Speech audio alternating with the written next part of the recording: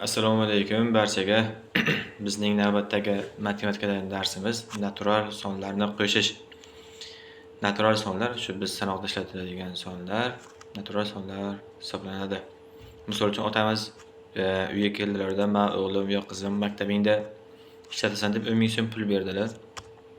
Undan keyin buvimiz yoki buvamiz keldilarda pensiya tushganda, "O'g'lim, men nabiram ovogin maktabingda ishlatasan" deb 15 ming so'm pul berdilar. Jami summa bizda 25 ming hosil bo'ladi. Bu 10 plus 15. Mana shu natural sonlarni qo'shish hisoblanadi. Natural sonlarni qo'shishda bizda yana bir uslub bor. Bu ustun shaklida qo'shish. Asosan 2-3 sinflarda qo'llanilsa kerak.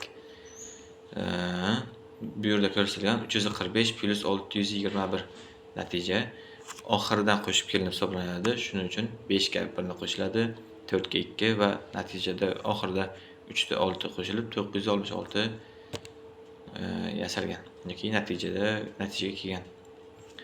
Xo'p. Bitta misol ko'rsak. Fermer xo'jaligida birinchi kuni 125 tonna, ikkinchi kuni birinchi kundagidan 42 tonna ko'p kartoshka terib olindi. Bu misolni masalaga ishlab ko'rsataman. Mana masalamizni kopiya qilib olganmiz. Endi ishlaymiz. Hop.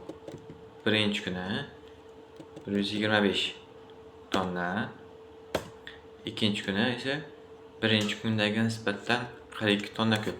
Mana ko'rishingiz mumkin. 42 tonna ko'p.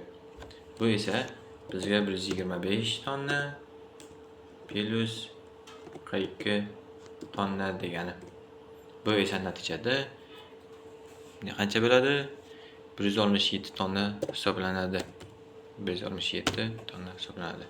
3-kuni esa ikkinchi kundagiga nisbatan 28 tonna ko'p kartoshka terib olindi. 3 kunda jami necha tonna kartoshka terib olindi? Xo'p, 3-kunini qanday hisoblaymiz? 3-kuni esa ikkinchi kundagi biz topgan tonnaga nisbatan yana 28 tonna ko'p hisoblanadi. Buni ishlashni o'zingizga qoldiraman. Hop, qolgan darsimiz vazifalarini bemalol qiynalmasdan bajara olasiz degan umiddaman.